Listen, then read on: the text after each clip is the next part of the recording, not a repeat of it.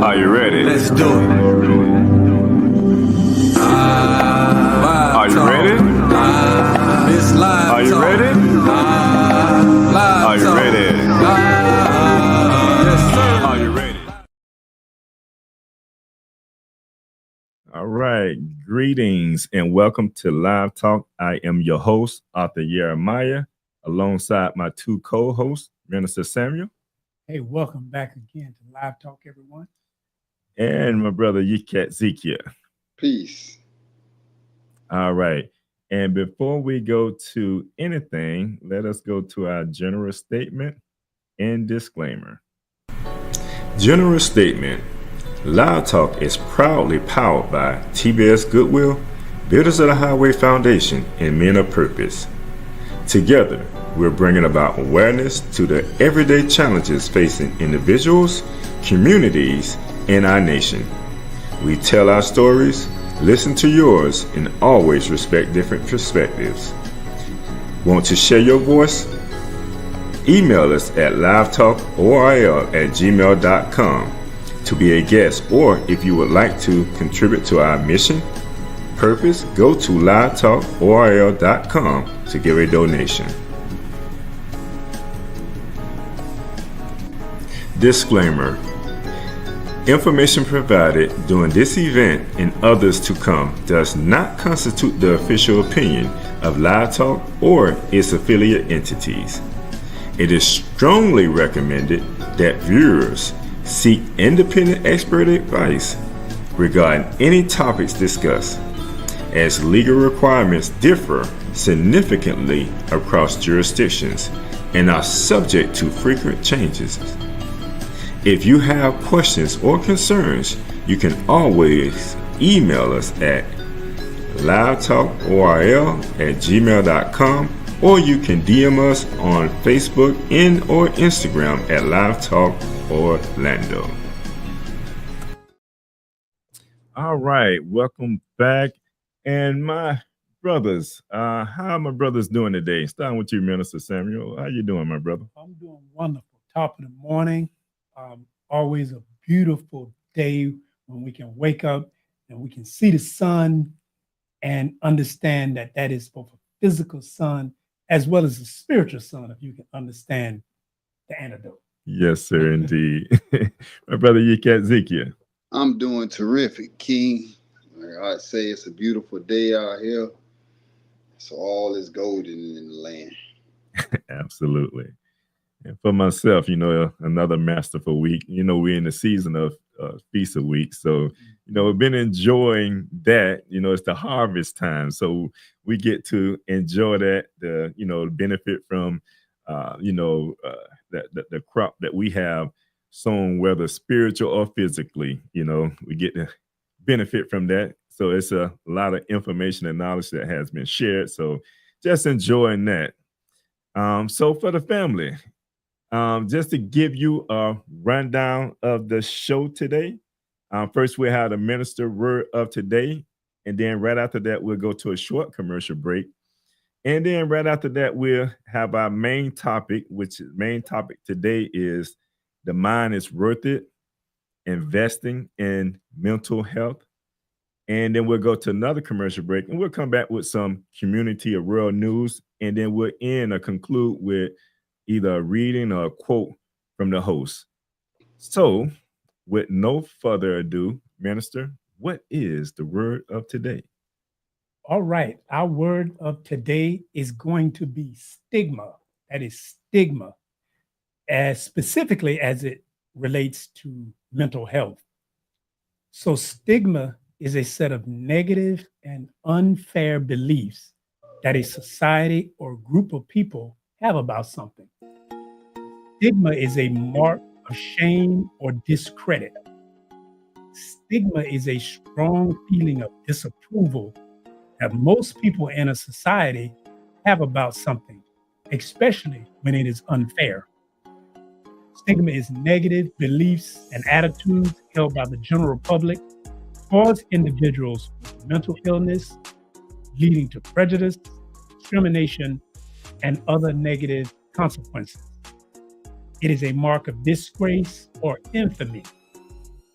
some synonyms for stigma include the words shame, disgrace, dishonor, guilt, sin, corruption, humiliation, and a bad reputation. Now note, there is not a positive word or image in that list.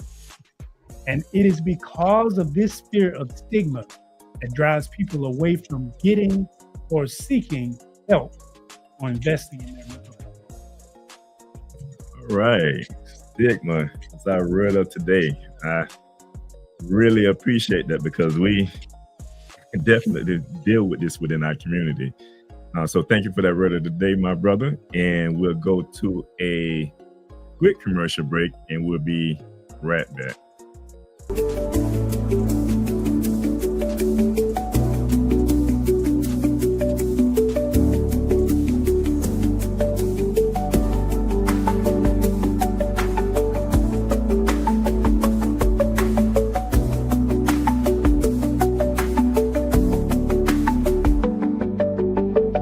What do all these people have in common besides a beautiful smile, healthy teeth, and gums?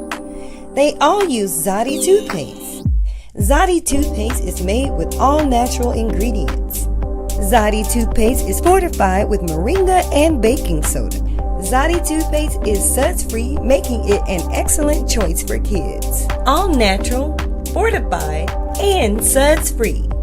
Get yours today at noystore.com.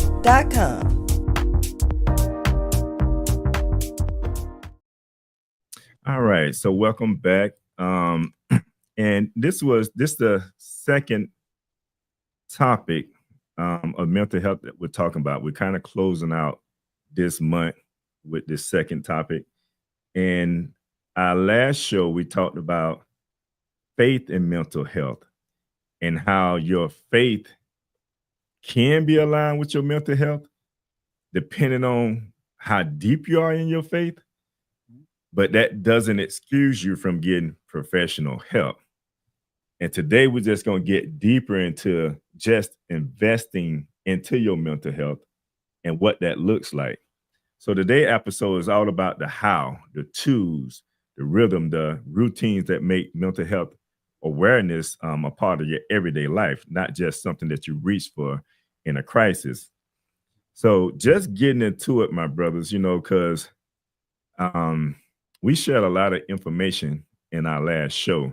Sometimes I like to try to go back and get some of that information so that we don't have to always, repeat ourselves about some things. Because mental health is something that we deal with on a daily basis.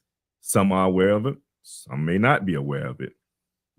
But when we talk about mental health, why is this so important? Why it's so important to bring awareness to like mental health?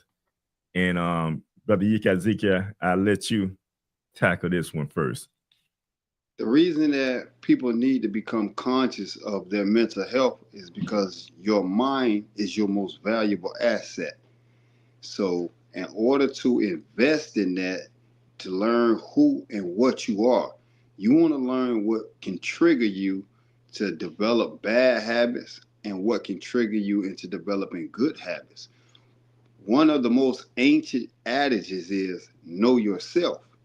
And in the process of knowing yourself, that means you know what you like and what you don't like, what you're capable of and what you're not capable of. So when you're investing in your mental health, you're looking at the emotional aspect of you.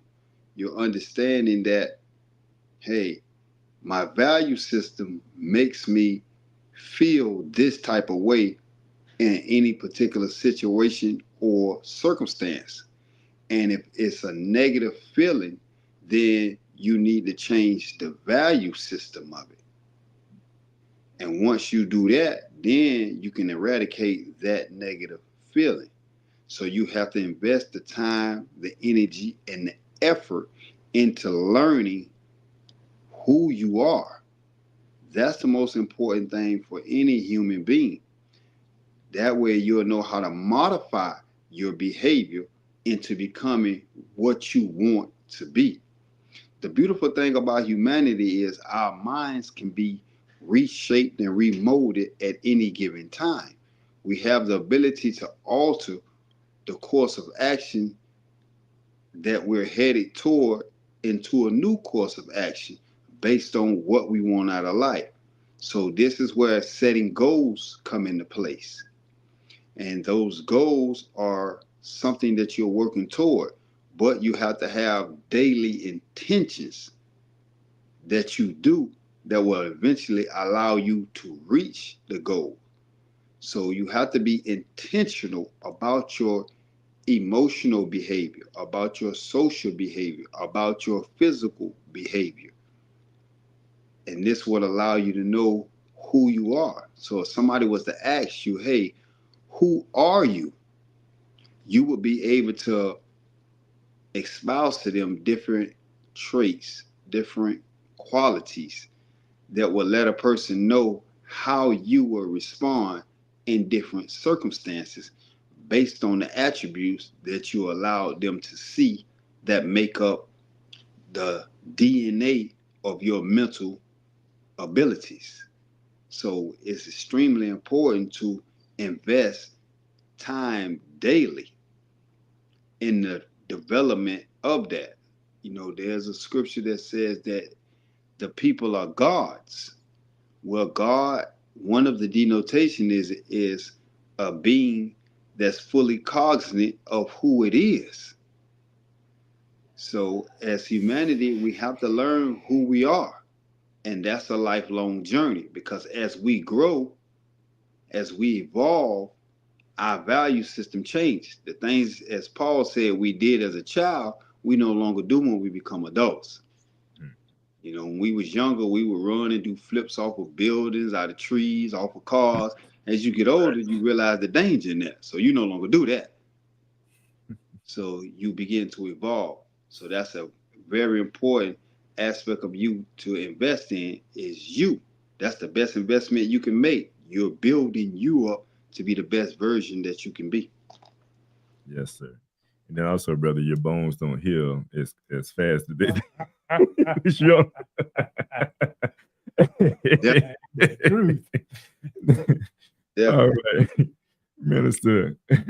Well, he explained that, and it was beautiful. Mhm. All I would add is kind of look at it as, for example, if you were to take a bodybuilder Mhm. and if they worked out, you know, in their chest and their arm, their upper body, Mhm. and they really worked out in their upper body, but they totally ignore their legs.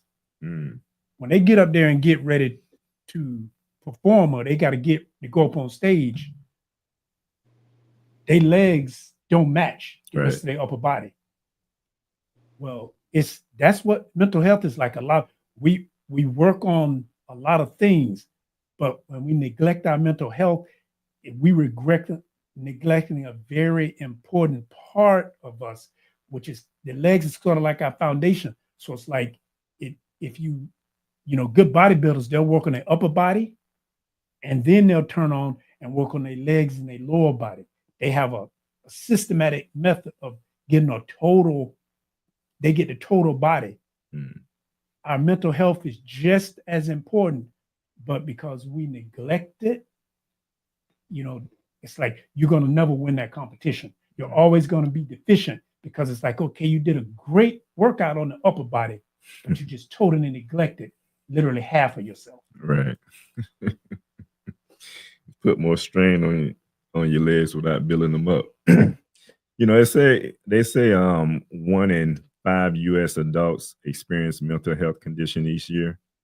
This comes from the CDC and the National Alliance of Mental Illness. It said over 50% of adults will be diagnosed with a mental illness or disorder at some point in their life. Mental health affects how we think, feel, and act, and as well as how we handle stress, relate to others, and make decisions. So, you know, just going back, because this month was implemented back in 1949, I believe that's the time when it was implemented. And these were some of the things that they thought about, you know, because there's so many There's so many of us, whether we're adults or children, that deal with mental health, and it was a point to bring this to the awareness of people. So with that being said, you know, what are some signs that may lead to mental health issues that we often sometimes ignore? And Minister, I'm gonna let you take this one first. Okay. Signs of mental health. What you can notice, some of the things to notice is a person can begin to be withdrawn, or they start to get silent. They're not as social. It can even affect you if someone can start losing weight. They can gain weight. You notice people become easily agitated. And they can be some signs are more subtle, but some signs can be more obvious depending on the state. Like a lot of people, like you can get into depression. People can start having suicidal thoughts. But you definitely want to be conscious and aware of your surroundings and those, so you can see changes. Like, for example, even if you might start getting sleep, you're not getting enough sleep, or you can't sleep, you're having insomnia. Those can all be warning signs that you're having some mental health issues. All right. And Ezekiel? Well, Same. some signs can be you have emotional instability. You're very irritable. You get easily annoyed. You become despondent. You lose ambition. You have no desire to accomplish anything. You're just going with the flow. You don't want to be in social settings. As I said, you want to be more of a solo act. You don't want to be around people because you don't want them to see the condition that you're falling into. But because of the stigma of mental health, you don't want to seek the necessary help that can begin to pull you out of the stage when it's small, like a molehill, so that it doesn't begin to evolve. And when you see these signs right here, when you're beginning to notice this change in your character, then that's the time that you need to seek counseling, whether it be within friends or family, whether it be in a religious books, or whether it be in a professional setting. Because it's like any other disease. You want to catch it in its infant stage so that it can be treated to become cured. But if you allow it to spread, then it's treatable but never curable. So you have to be on the lookout for these particular symptoms within yourself, and then ask, hey, why am I beginning to go down this road? One, and two, what solutions can I implement? As I said, you can have friends, families, books, audios, TV shows on the internet, anything to help you deal with it, because it's more of a team effort. More people, when they realize that other people are also going through this particular issues mentally, then they feel a part of something, that they're not isolated. This ain't just happening to me. There's hundreds of thousands or millions of people that's going through the same thing. And this is why you have AAs everywhere, because they understand its strength in numbers. Right. No, that's definitely important. Like, both of you brothers hit on some key points. Because one of the things is just oftentimes, because I kind of open it up saying, these are some things that may be some issues when it comes to mental health. The biggest thing, like your brother shared, is just becoming aware of it. So when we talk about feeling sad or hopeless or withdrawn for long periods of time, or just not getting the proper sleep or rest, why you're not getting the proper sleep, why you're not getting the proper rest, that always, contributes to something else that an underlining issue that we may be suffering from. And that's the reason why we may not be getting enough sleep or enough rest, or we're worrying all the time, whether it's with your children, or you're fearing society. I always said, with my children growing up, and I didn't know at a period of time, it's almost like I was parenting out of fear of, them going into society and have to deal with, the discrimination, et cetera, being, Black men, going into the society. So you think about that as a parent, it's that, man, I need to do everything that I can do to make sure that they don't get, caught up with the law, or get into situations that now, I don't have them around anymore because, they got shot and, killed. So those are mental issues that we don't even know that we deal with. So we have to identify that and try to alleviate that in the best way possible. And that's one of the things that I think we have to be just mindful of, that we are going through some mental health issues, whether we believe it or not. And that's why I say 1 out of 5 adults, experience it and doesn't even recognize it. So, it's things like that, avoiding people and activities, because you may feel a certain way about yourself. You don't have confidence in the way you look, or your appearance, your abilities to do certain things. So all that contributes to mental health. So when it comes because this is something new to me, what I'm gonna go into right now. So hygienes, we look at hygienes as a necessity, right? When we wake up in the morning, if the first thing is not you going to the restroom, most likely you're going to the restroom. But when you come, you're going to brush your teeth and you're going to wash your face. That's something that we do on a norm. That's a part of our hygienes. We're going to take a bath. These are all a part of our hygienes. If you brush your teeth every day, but do not check in on your mental health or your emotional well-being, that becomes a problem, because that's just like your hygienes. You have to check in on your emotional being every day. That's why some people wake up reading the scripture. Some people, affirmations, look in the mirror, say something positive about themselves. These are healthier ways of dealing with mental health.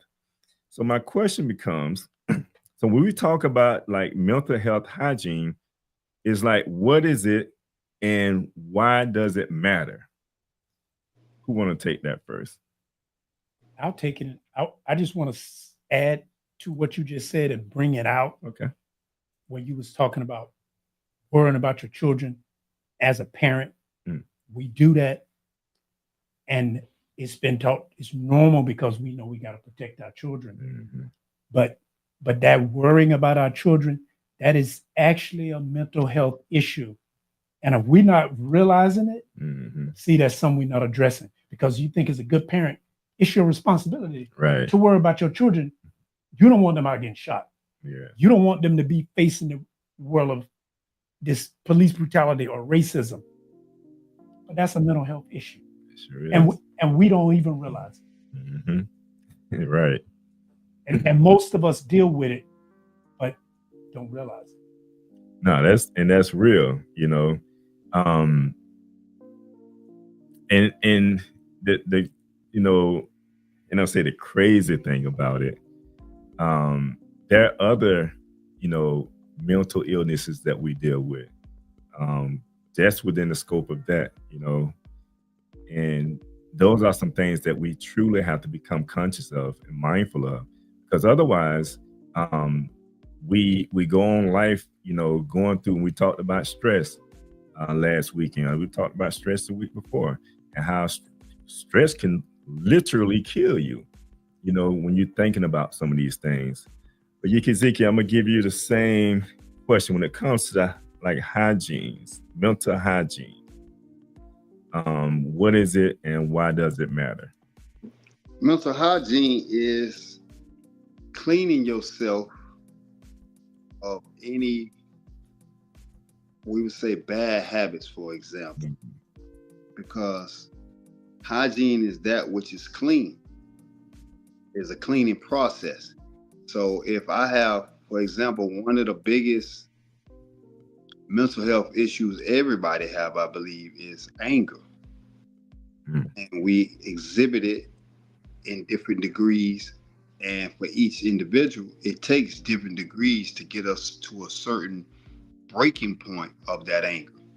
So if I know once I reach my boiling point and I can't control that, then I have to come up with a process to cleanse that so that my boiling point can go up an extra 200, 300, 400 degrees to where I have a short fuse, because short fuse can lead me and put me in a lot of bad predicaments. So if I got, like I said, anger issues, one of the solutions would be to clean myself up, would be to exhibit forbearance, which by definition means to exhibit self-control when provoked. So if I'm being provoked by anybody, if I can begin to exhibit self-control, then my boiling point will be great. And more than likely, I'll be able to resolve the situation without it turning into verbal or physical abuse. So we have to clean out any bad traits that we possess that can cause us not only physical harm, but more mental harm by putting us in a frame of mind that we do not want to be in. And as I said, anger is a particular quality that most of us can't control, and it allows our tongue to say things that can really harm relationships that we're in, or can lead to a physical act of violence, because as we'll say, you're not going to disrespect me like that. So my counter is, let's fight. Right. And that fight can be hand-to-hand combat. It could be knives. It could be guns. It could, it comes in many forms. But the point is, because of your lack of control of your anger, this was the result. So you have to learn how to adequately respond to whatever is being placed in front of you. And this is where you have to clean out your mind so that your tolerance level is exceedingly great. Therefore, nobody can provoke you. Nobody can annoy you. Nobody can agitate you to the point to get you out of your normal range of behavior. So mental cleaning is something we need to check in on daily. Just as you said, you clean the outside of the body daily. You clean your house. You clean your cars. But are you taking out the mental trash? Are you sitting around reading books, watching TV shows, listening to music that's just dumping more and more trash on top of you? And you wonder why you're acting in a manner that's not beneficial to you or anybody within your circle. So that is a must. That's important. It's important to understand. It's what they say, what we eat is what we tend to be. I'm paraphrasing a little bit. I think it's another saying for that. But mental health hygiene, just to give the audience just an understanding of what that is and what it means. It's the practice of intentionally caring for your emotional, psychological, and spiritual well-being on a regular daily basis. Just like washing our face, and like my brother said, anything that we do daily to clean ourselves, we also have to take that into consideration when keeping our minds healthy as well, balance and resilience over time, not just reaching to mental health in a crisis or when something happens. So with that being said, like the next question is, go right ahead. Because I was commenting on yours, but okay, a daily one is that can be practiced in mental health. Is you need to get proper rest and then try to have less or no stress. That should be part of your daily mental health hygiene. Is getting adequate rest, minimizing your stress, or trying to have no stress. Right. And that's we live in a society that we always on the go, because we have to, we're in a capitalist society. So, you have to have money in order to feed yourself and feed your family. That's why you see so many homeless people, because, some have decided, by choice, that they don't want to live in this society that, this society that's moving so fast and you have to do this, do that, and the other. And they have chosen, I just, exempt myself from all of that, but there's the other side of stress. I mean, there's the other side of stress there too. You may have exempt yourself from the responsibility of rent, of family, etc.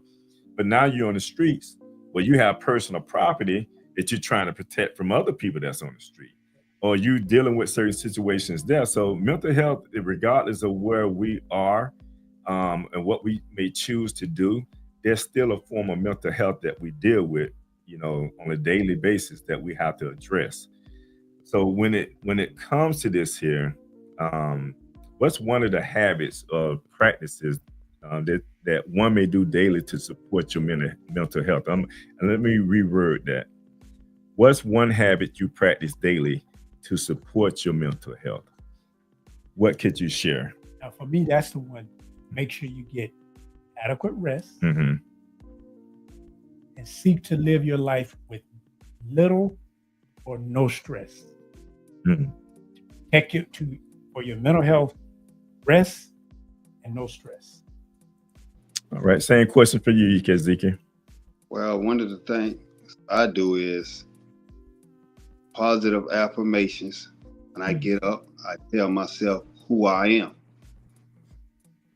I read and the word, because to clean anything on our planet, we need one element, which is water. And we know in certain analogies in the great light that water is the word. So I infuse and drench my mind with the word. And then I create a schedule. So I have my day intentionally planned. And that's what alleviates the stress, because you don't know what you're going to do. You're just floating. You're like somebody that's driving in a helicopter without a destination. Eventually, you're going to run out of gas at 20,000 feet. You don't have a parachute in there, your life may come to an end real quickly. Yes, sir. So those are things that I do to make sure daily that I start my day off on a positive note. And that sets the tone for the rest of the day. All right. That's, both of those things are very important. When I deal with my mental health is, I constantly remind myself that I'm worthy, that I'm worth it, and that I'm worthy of everything that I have and everything that I'm seeking after. You have to always remind yourself of those type of things there, no matter what anybody says, because if you allow other people to tell you what you should be doing, that becomes the issue, or that becomes the problem. And if they don't like what you're doing, I'm gonna say HELL with them. Because they may be having some mental issues. And because they don't feel like they can accomplish that, don't let nobody tell you that you can't accomplish anything. So that's how I kind of deal with my mental health. I program my mind to say that I can, not that I can't. And if you program your mind to say that you can do anything, and that's how I kind of deal with my mental health going into any situation. When I see fear come on, immediately I attack fear. And I say, no, you're not going to limit me, fear, because now you just challenged me. So now as I move forward being conscious, anytime fear comes along, that becomes a challenge of mine. And I say thank you, because obviously I was in my comfort zone before you came along. So let me let you know that I'm not afraid. So having that boldness about yourself to do whatever it is in your heart to do, I feel like that's a way, that you can practice that on a daily basis. That's the way I practice it daily. Right. Let me add something, because Yes, sir. most of Americans are in some form of religion. And for those that follow the Bible, it teaches you, as a man thinketh, so is he. Mm. So if you're thinking that you're worthy, that you're whatever you want to be, if you're saying these traits, seeing is believing. The first place a person has to see it is in their mind's eye. So when you're saying, I am loyal, I'm dedicated, I'm affable, I'm benevolent, I'm altruistic, I'm dependable, I'm reliable. When you're saying you are these qualities, this is the message that you're telling your mind. And because of auto-suggestion, whatever you feed your mind, that's what it's going to operate off of. It's like your brain is a supercomputer. Whatever software you put in there is how that computer is going to act. So if you're downloading nothing but the attributes that you want to possess as an individual, then that's what you will begin to display. Humanity can't go contrary to their thoughts. So this is why you're able to reshape and remold yourself daily. But you have to have a clear picture of who you want to become. If we're religious people, most of us want to become like our creator or our Messiah. And when you take on those attributes and those qualities, which is a lifelong journey, then when fear and doubt do arise, you'll be able to say who you are, and it will starve that, and it will become less and less and less. So you'll be able to overcome it. That's why the King told us he didn't give us the spirit of fear. He gave us his spirit. He who is in you, he can surpasses any obstacle in our path. That's why he teaches us to persevere. So we know that struggle is ordained in our lives, because that's the measuring stick that will take us to a new level. Even as I alluded to earlier, if you're a bodybuilder, when you're lifting weights, you have to overcome the resistance of that weight in order for your muscles to grow. So your mind has to have some type of resistance in order for it to grow. As you said, it will get you out of your comfort zone and push you into the direction that you are trying to become. So it always goes back to, who do you see yourself as when you look in the mirror? What do you see? What is being reflected to you? When you speak about yourself, how do you describe yourself?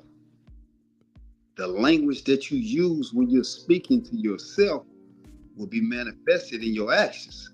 So everybody who sees you, even if they don't verbally speak to you, will be able to see what type of person you are. If you walk up to a person and their clothes are wrinkled, their clothes are dirty, they haven't washed, their appearance is really shabby, that's a manifestation of their mentality. So you're going to form a judgment about that. So what judgment do you form when you lay your mental qualities on the table? And if you don't like it, then you develop a process that will allow you to extirpate those traits and usher in the features that you want so that you can become the person that you want to be. Yes, sir. Well said, my brother. Minister, you want to chime back in on that? You did already. Yeah, it was a lot. And I'm looking ahead, and I got to understand I don't want to go no, you're good. too far ahead of the Yes, conversation. So just keeping this going, but because when we're talking about that, we know that still there are some times, right, that we become mentally drained. So how do we reset when we're mentally drained or overstimulated? You want to take that first, Minister? Yes, and that's why I kind of was leading in from that last point. That's an opportunity I know I like to internalize or meditate. Meditation, like it was mentioned with positive affirmation. And when I say internalize, it's about looking in on self, who you are, identifying who you are, respecting who you are, and then being able to move and go forward with it. Because meditation, at least for me individually, it's like that's how I get in touch, like with the universe, get in touch with oneself, being a part of the entire community.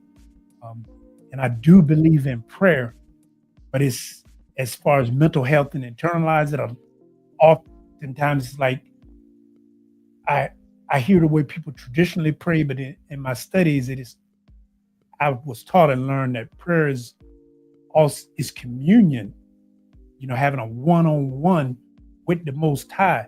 So your prayers, especially relating to mental health, it should not always, you don't want to just be asking for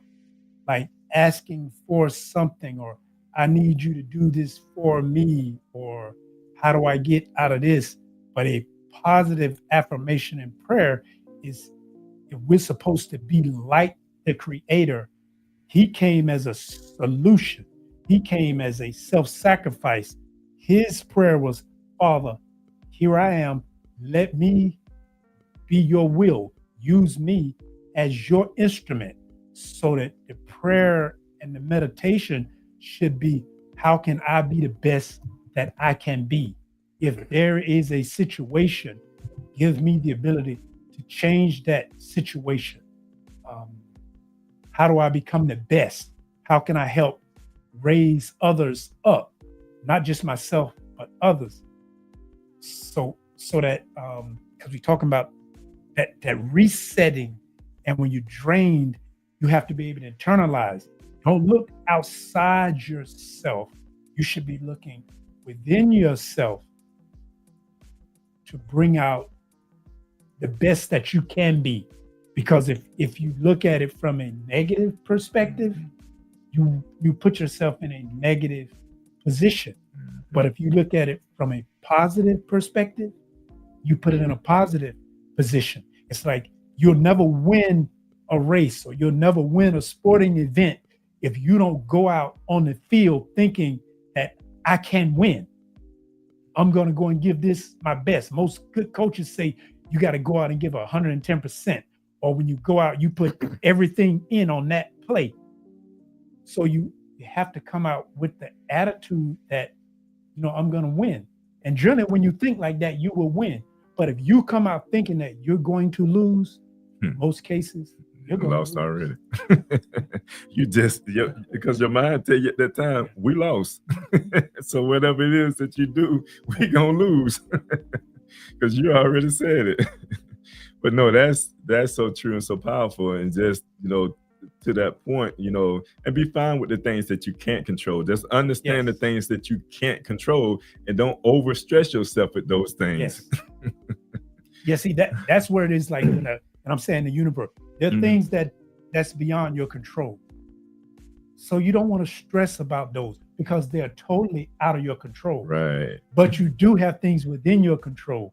And those are the things that you want to Focus make on. a difference. Yeah. Focus on. Yes, sir, indeed. Ezekiel, same question for you, my brother. How do we reset when you're mentally drained or overstimulated? I think one of the easiest ways is to give yourself what I call some me time. Just like in any sport, they have timeouts. You give yourself some timeouts throughout the day, whether it be a couple of minutes or 10 or 15. Even on jobs, they give you breaks to be able to stop and recharge. Your mind is always on go. So you want to stop, give yourself some me time, carve yourself out 4-5 minutes at a day and ask yourself, are you moving in the direction that you want? If not, what's pulling you away and what can you do to get back on course?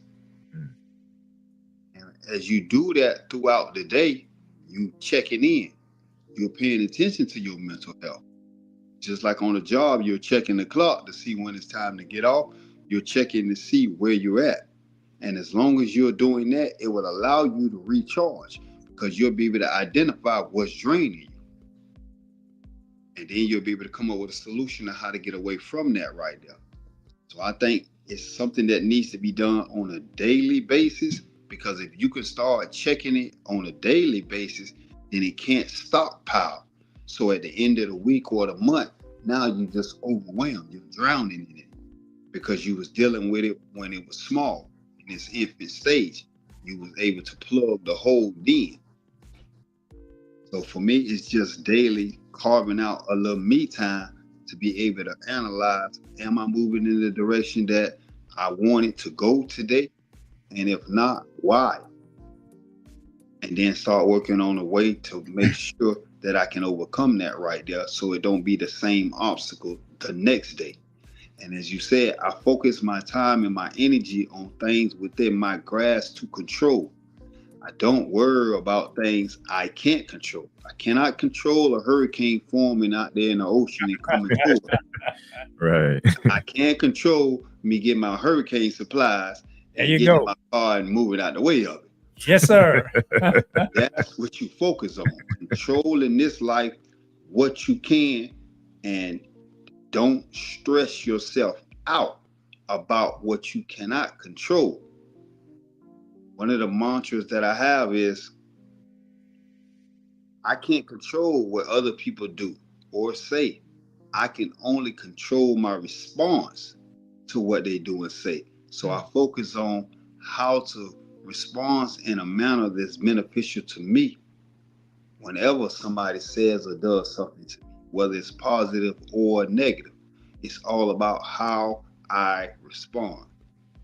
And I'm in full control of that. So I take time out daily to make sure I'm on that path. And then at night, I lay down and I review the day. And I look at what could I have done to make this day better? What could I have said? What actions could I have took that would have took my day from 60% to 80%? So that's how you gauge yourself to see if you're getting better on a daily basis. That's how I try to recharge. And at some point, some people need vacations. On your day off, you just take that day, you sit down and you just lounge. Sometimes you just really just need to lounge. Or engage in some type of fun activity. Go somewhere, do something to get your mind off of your everyday lifestyle. Because sometimes it's the monotony of everyday life that can drain people. So they need that getaway. And if you can't get away, mentally, then you just take that day physically. And if it ain't, you don't even have to leave your house if you don't want to. But you give yourself that me time. I think everybody needs that right there to recharge their battery. Indeed, my brother. And I'll say, just to add to both of you, you mentioned like getting away. One of the things I shared with my wife, we run a business. It's like this is a stressful business, and we consider it sometimes blessed stress. When you got clients coming in, hey, I just call it what it is.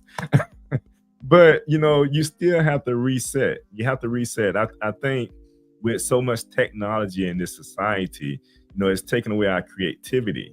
And I say the only way like we can reset and just get rid of all the distractions so we can recreate that creativity, connect with the Most High so we can gain back that creativity. So a lot of times when you're stressed or drained, if you will, like what we're saying, overstimulated, nature tends to ground you. Going outside and just standing in the sun, just being able to just to feel the sun and just tell yourself that the world is bigger than this moment. This will pass away depending on what your issues are. So just understanding that, it has always been,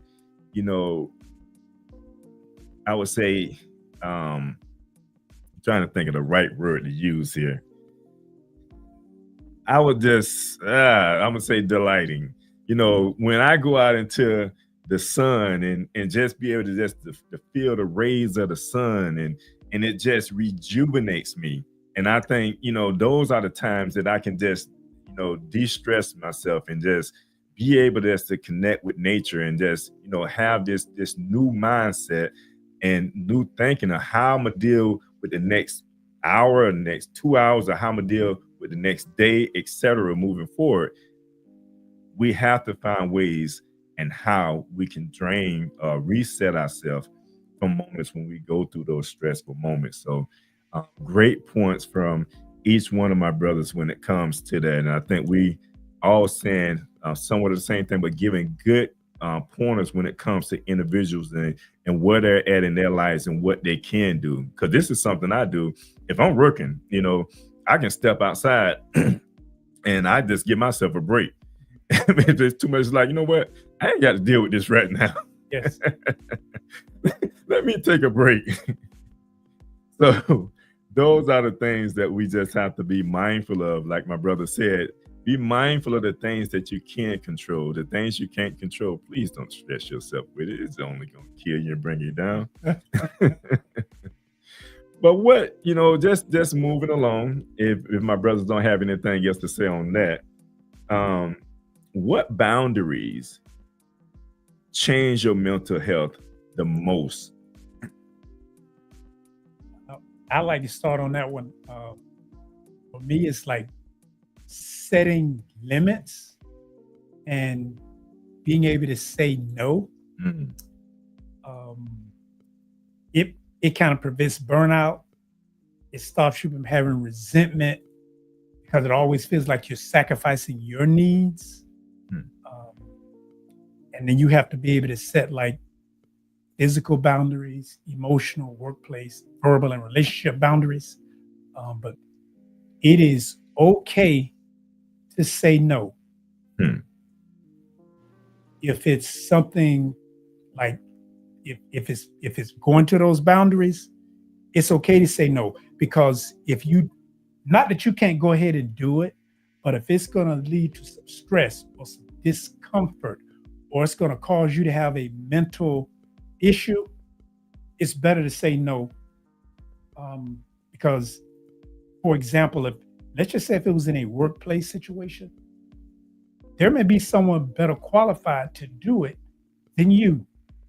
It will be better for you to pass it off to someone else on that other team and let them do it and get it done, versus you take that on your plate and you don't do it as well, and you're going to have stress.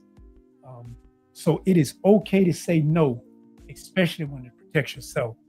And like when we talk about boundaries, we can talk about physical boundaries. And I'll say this too, like before, especially for our sisters and for women, they have to be able to set physical boundaries, specifically with dealing with men, a certain type of men, because it can create a stressful or a situation that they don't want to address or deal with just by setting some physical boundaries.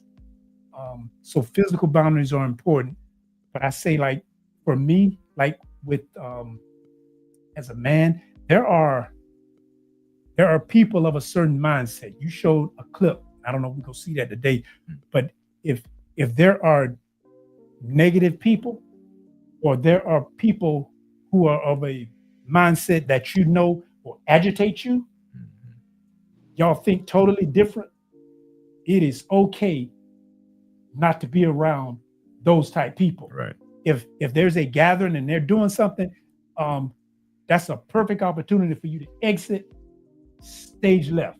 Right. Because I don't want to be around that energy, because I know it's going to cause a confrontation. Because I think right, they think left. I think up, they think down. So no, I'm going to set that boundary. It may be okay for someone else to go there, but I know for me, no, I'm not going to involve myself with that type of thinking, those type of individuals, because I know it's going to create a conflict. And the easiest way for me to do that is to separate. That's it. That's about the best solution for that one. All right, same question for you, Ezekiel. Having boundaries is a must.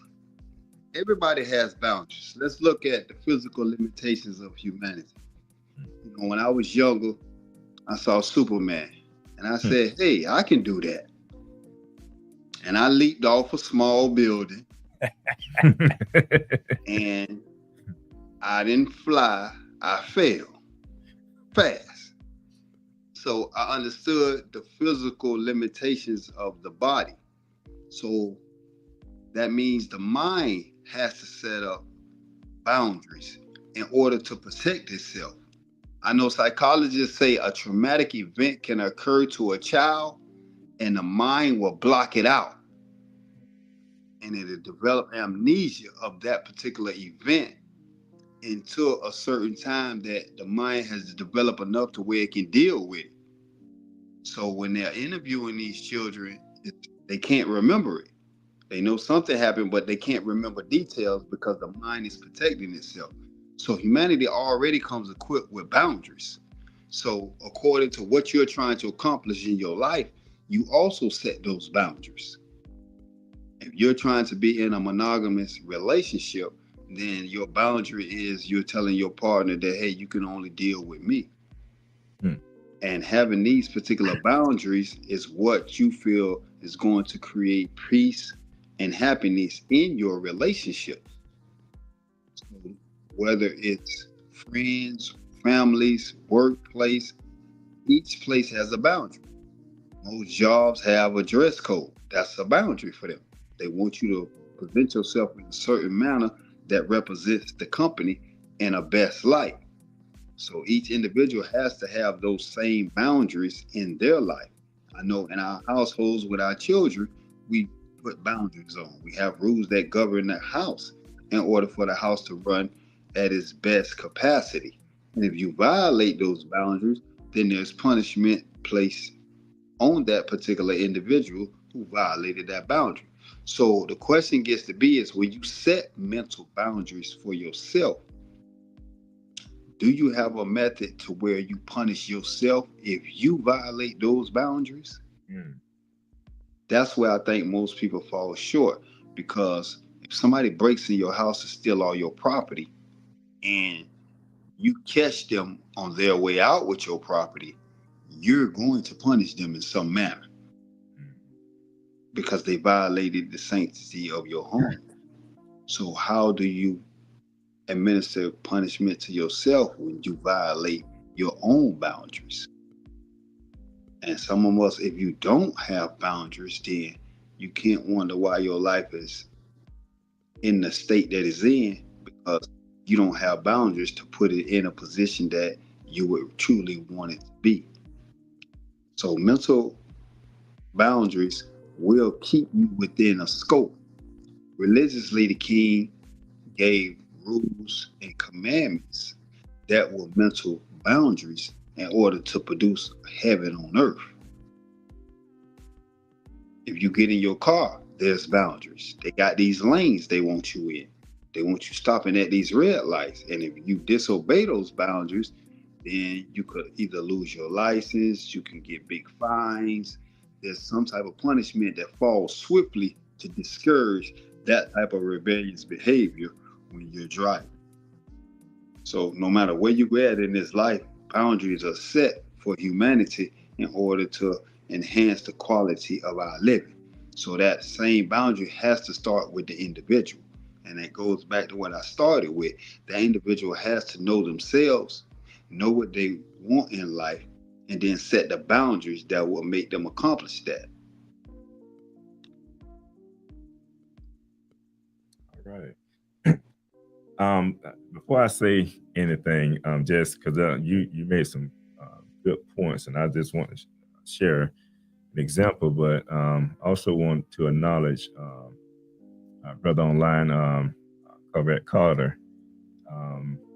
He mentioned, in fact, they got a question here. What are some boundaries we all should have as men? Anybody want to take that? Who want to take that?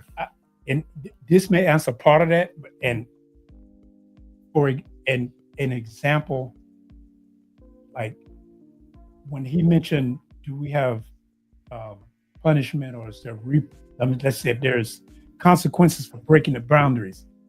I think what happens when we don't set boundaries on ourselves and we have boundaries and we break them, what happens is they create mental issues. Mm-hmm. And oftentimes it leads to things like substance abuse. Right. You can find yourself drinking too much, smoking too much, or using certain drugs, and all of a sudden it could be you can have a prescription, but if you abuse that prescription to where it becomes abuse, that's creating a mental issue. Mm-hmm. So it's like we have to be able to set those boundaries for us as men, and it'll depend on your individual and particular situation on what your boundaries are. See, because my boundary, I might have a trigger. You may not have that trigger. Mm-hmm. Like unfortunately, like there's a lot of sexual abuse, and we know a lot of women have sexual abuse and they've had to deal with that. Mm-hmm. But a lot of men, when we were younger, had sexual abuse and may not have even been aware of it. That's true. And then it translates into how we think, or we might, as a man, we go tuck that away. Like I said, we're not going to talk about that because I'm a man now. I was too young. I couldn't protect myself. But you couldn't do nothing to me now because I can handle it. Right. But those are some scars that need healing, whatever those may have been. And those boundaries are what help protect us and help our, kind of make our mental health more whole. Yeah, I agree. And it's all about, to me, and I'm gonna let you chime in on this, Brother Yisrael-Scott. When it's based on how you're grounded. Sometimes it can be, your spiritual, backing, or it can be your cultural backing. Whatever you have set your principles on becomes like that hedge around you, and you don't let certain things cross into that circle unless it goes through some type of vetting. Like you have a system in place. Once you create a system, you love to talk about systems. But when you have and I always tell my daughter this here, the reason certain things may happen because you don't have standards. Because when people see that you're a principal, and I always said I'm a principal, when they see this, they respect that. And there's certain things that people won't infringe upon because they know how you're established, how you have established yourself, if that makes sense. But when we begin to set those boundaries of what we will accept, what we will not accept, people begin to take note of that and say, don't go to him with that. Or don't go to her with that, because that ain't something that he into, or that ain't something that she's into. So those boundaries are very important, but and I just think it's all based on your background, your belief system, when it comes to what boundaries you have in place that people need to respect. Ezekiel? I believe everybody has to have boundaries.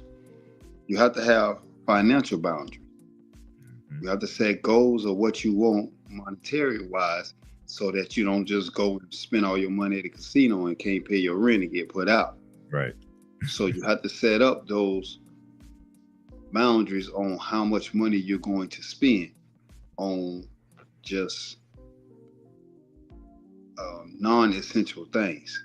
You have to have physical boundaries, because we know if your physical body is diseased and you're not healthy, you're not going to be able to accomplish any goals that you set in life when you're sick all the time. You have to have relationship or domestic boundaries, knowing what you want in a partner and knowing what that partner is supposed to do. Once you communicate, hey, these are the lines that I have that will keep me happy. You have to have social boundaries, so that when you go out in society, you know how to conduct yourself. And as the brother just said, when you have these particular standards that govern your behavior, then those that come in contact with you will automatically align themselves with those boundaries, because they know, hey, we know the brother don't drink, so there's no need to offer him anything to drink. So you have to have boundaries in every aspect of life. And those boundaries got to be based on who you are and what you're trying to accomplish in life. Because if I'm trying to gain weight, you wouldn't have the same boundary if you're trying to lose weight. Right. So it comes to that individual and what they want with their life. That's why I started this, and I advocate that you have to have a vision for your life. What do you want? Once you're doing that right there, then you can be able to set the boundary that, okay, I want to buy this $1 million house. I got to save $1,000 a week. So that's your boundary, that you know you got to save at least $1,000. But each individual has to have those boundaries in place for themselves and their household, will say, in order for them to reach the goal. But you got to have a goal. There's no need to having boundaries if you don't have no goals that you try and reach. All right, I think we got time enough for one more question before we go into our community news. And this kind of addressed around therapy and support system. Let me see which question here I want to kind of shine a light on. What advice do you have for finding a therapist who's the right fit? You want to take that one first, Minister? I'll jump in, and to answer that, I want to talk a little bit about therapy, because now we have some therapy options.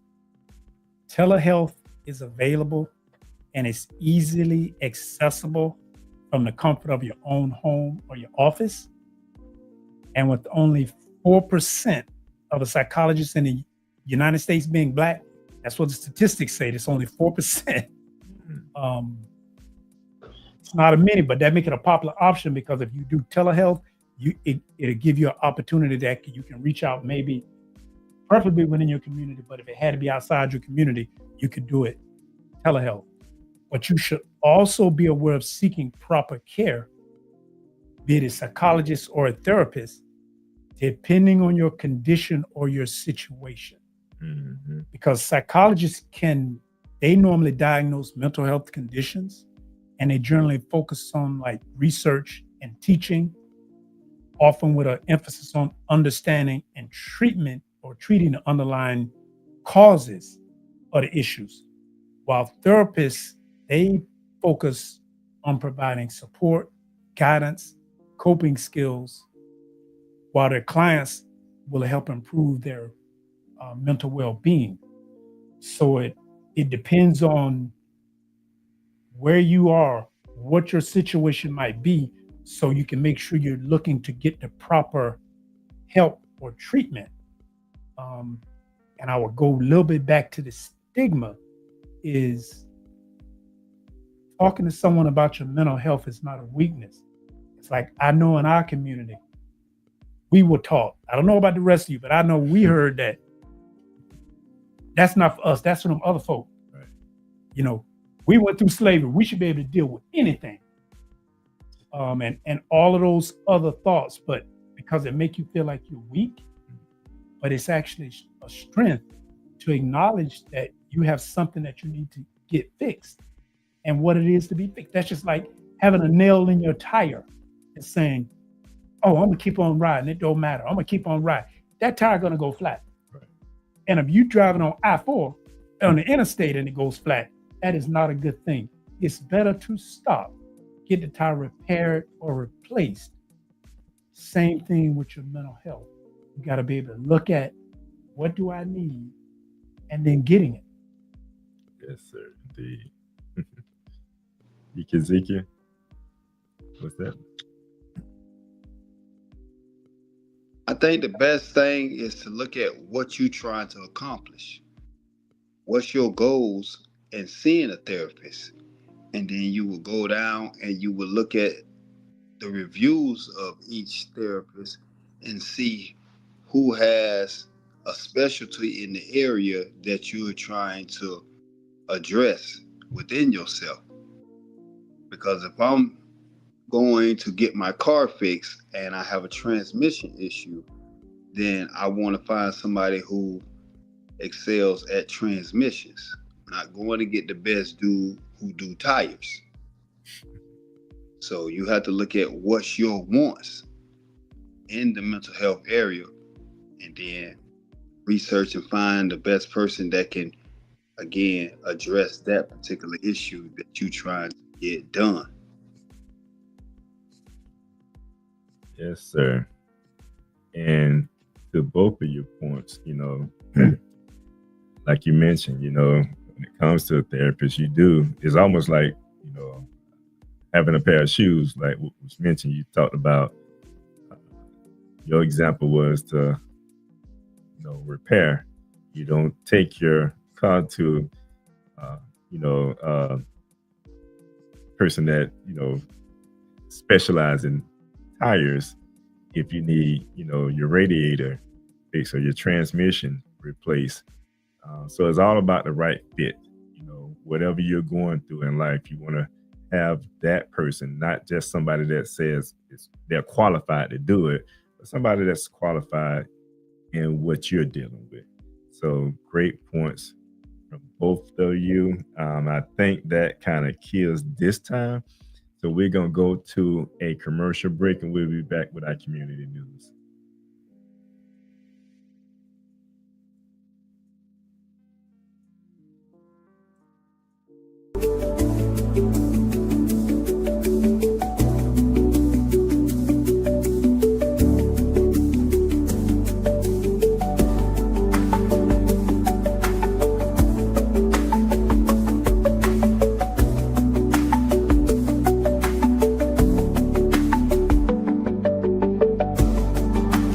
Because Scott & Associates always treats me like family, I refer my family to them. So when preparing for my taxes and I know exactly what to bring in coming in, it makes the process so much easier. Anyone should hire Scott & Associates because they are professional, respectful, and very knowledgeable. And with all of my heart, I can always count on them.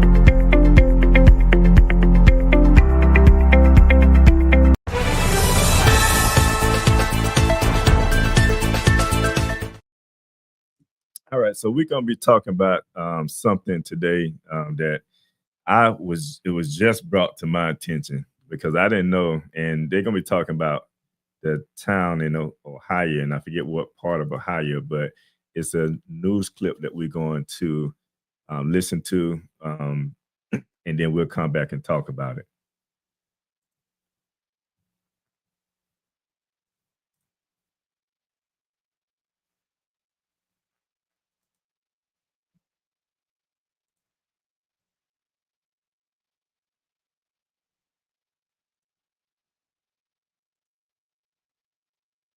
For what we're doing out here. While many locals do support the security group, some, like business owner Eric Ruffin, say they wish the group wasn't needed. Turn now to one community in Ohio, which is now the center of a growing national debate about civil rights, hate speech, and the Second Amendment. NBC News correspondent and NBC News Now daily anchor Morgan Radford visited the town of Lincoln Heights, where residents have formed an armed community defense group in the wake of a neo-Nazi rally. Morgan joins us now. You were there just on Tuesday.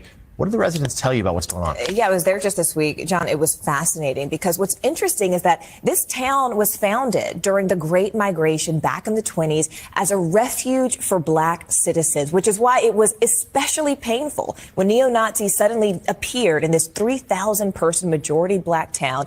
But they decided to fight back, taking up arms and patrolling their own streets. Now they're at the center of a much larger debate about protection and free speech and who gets it. These aren't police officers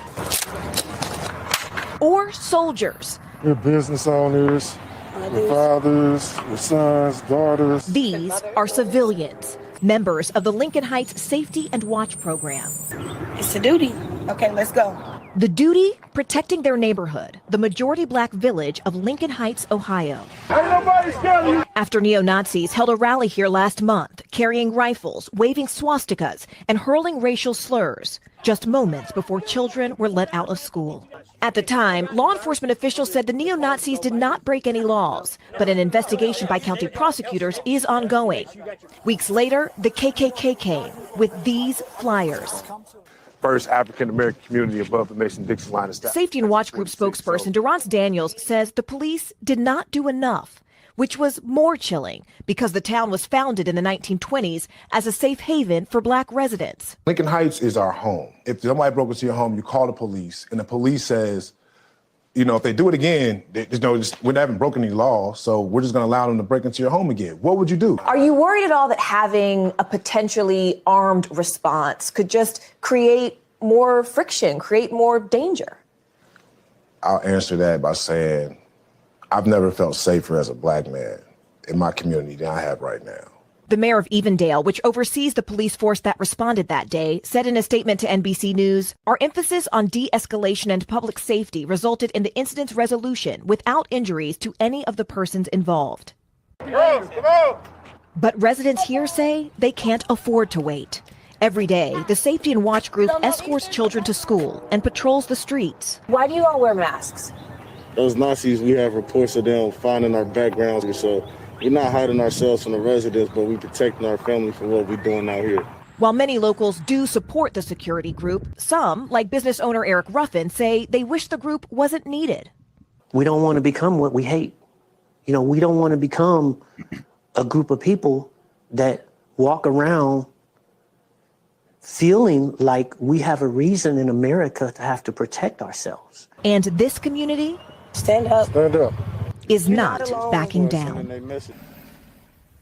We contacted the mayor of Evendale's office, and they say that prosecutors are looking at body camera footage of the neo-Nazi rally to see if any criminal charges could be filed. But meantime, the Hamilton County Sheriff is also calling on state lawmakers to pass legislation making it a crime to wear a mask with the purpose of intimidation while open carrying, guys. So, Morgan, let me ask you, one of the people you interviewed there, a young man, said he's never felt safer in his community than he does now. So this could have an impact nationwide, things like this. I mean, there is a contagion factor in safety. People always seek it. What did the mayor or anybody that you spoke to think about the contagion factor? Durrance, I don't want to speak for him, but after my conversation with him, I feel like I could confidently say he would say the contagion factor has already happened. Because when I asked, is this a reaction to a local moment or a national movement? And he said, look at January 6th. He said you already have people felt emboldened to come here locally because of what they saw nationally. If you can hang from the building of the hallowed halls of the Capitol and then be pardoned, not be prosecuted, why don't you think you can come to a small village of African Americans, only 3,000 people? Morgan, does the group have any real authority? But as long as they stay within the confines of the law, they should be okay. It's a great question. You know, I asked that basically, are you stopping cars when they come in because you think someone looks suspicious? Is that, you know, profiling in its own sort of way? And they said, no. We are patently aware of what our rights are and what our limitations are. They said, we're not officers. What we do is we are trying to cooperate with the police department. So if we see suspicious activity, because remember the KKK came back with flyers just after this rally. So they're saying this is more of a defensive posture to deter people from entering our community and showing them by virtue of our masks, by virtue of our guns, that you can't come here and we're not going to take this punch lying down. All right. Important story. Fascinating. NBC News correspondent and NBC News Now daily anchor Morgan Radford. Morgan, thank you. Good to see you.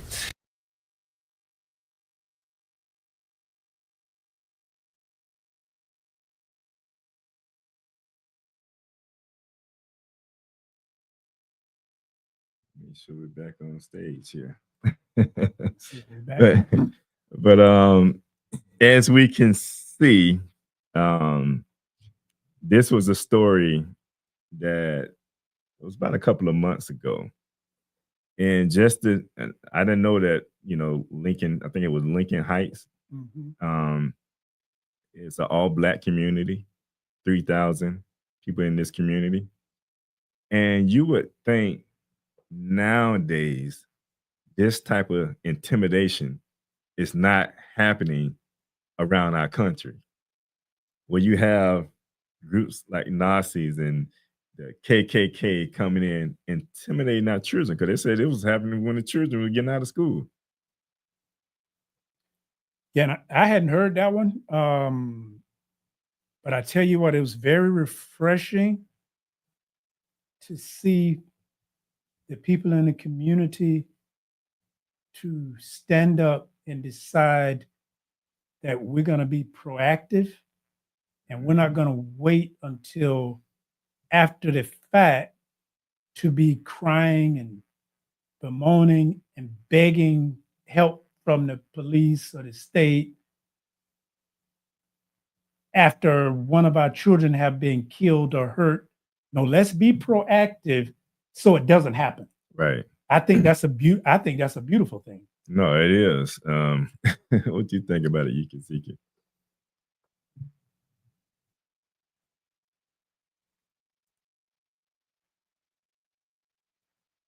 So can we hear him? You're speaking, you're on mute. You're muted. Yeah, I think he probably needs. There you go. It reminded me of the Black Panther days when they would come out to protect the community from outside forces that was willing to try to intimidate or harm the community. So that's, as Art said, is very beautiful to see that community banding together to protect themselves. And legislation or the police force need to come up with a way to stop the intimidation.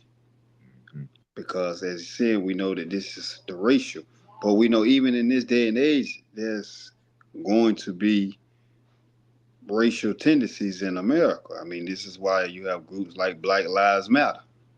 You know, if we would have overcame that type of mentality, these groups wouldn't even exist in these days. So when you get these small towns, these racial tensions are still predominant in them. And I think that community is doing the right thing as far as self-preservation. You have to, and somebody has to put some type of ordinance in place when it comes to that. I feel, you know, that you have to have something in place. And I heard the mayor speak out and said what he said. But I just feel like it needs to be more. If you have a people that has to come together to try to, you know, police themselves, which is always good. We always talk about that because we don't feel like we get, you know, the right support, or we don't, you know, no one really advocates for us as they should. That's, you know, a professional that's in that department, but you know, you have to take note of that and put, you know, the right people in place to stop those type of things from happening. Because now, especially when it's dealing with our children, because if you like, and I'm pretty sure our children nowadays, as much as we try to teach them about history, because they're trying to take so much of the history out of the school, you know, when it comes to what has happened to us and just knowing our past in this country, slavery, etc., when they see something like that, that's terrifying because, you know, and it has to be an emotional, we talking about mental health. You know, that can cause mental stress. So those type of things have to be eradicated because we don't want to bring that on our children. Now they having nightmares about these things that are happening. And it wasn't no violence or anything that occurred, but even the racial slurs and etc., they ain't used to that type of stuff.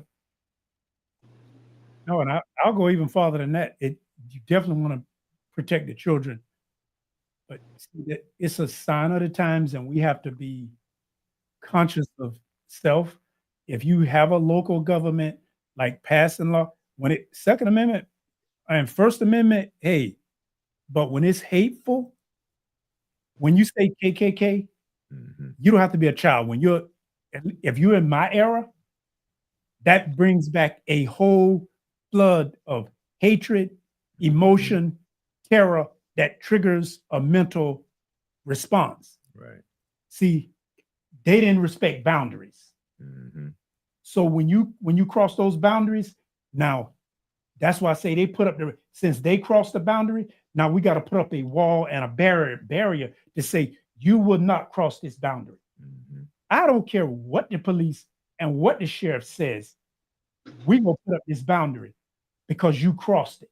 Right. When you bring a neo-Nazi group and then you come back with the KKK, I don't care what they say. When they say KKK, that is a boundary and it cannot be crossed.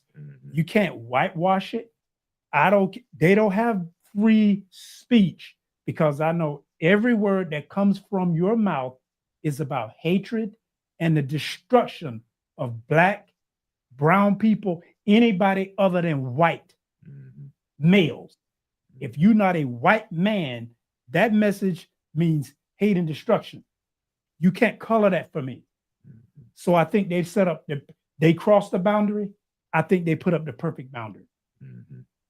Now you have to, you know, to deter any nonsense that one may be thinking, you know, and let people know that, hey, just like you carry guns, we have, you know, we're up under that same, Constitution. We can bear arms as well. Yes. So you have to let people know where you stand at. I just found it to be, you know, a story that in this day and time, I was like, wow, didn't even know something like that was happening. But, you know, and then knowing that this town was a town that, you know, a refuge back in 1920. So that's makes sense as far as, you know, it's all Black populated, 3,000 people. But what doesn't make any sense is why, you know, the neo-Nazi and the KKK would feel like in this day and time, that's something that, you know, we should be doing. Because it was in all of, there's something they see there, and it's like the guilt and the jealousy is, I want what you got, or we'll take what you have. And I know I've had this conversation like with my wife, and there's some white friends that they admit and they acknowledge that they have privilege and they don't have to consider the things that we do. When they talk to us openly, they realize we don't even have to consider that type of stuff, but we realize you do.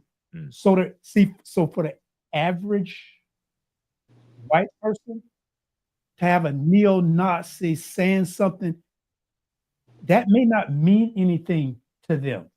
Or they didn't know how bad the KKK was, but it doesn't really affect them.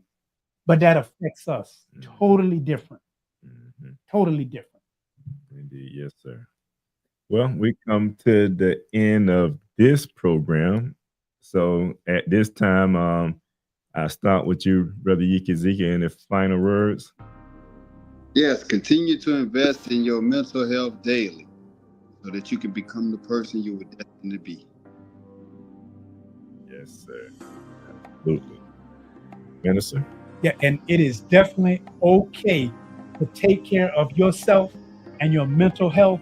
It is a part of your total being. Yes, sir.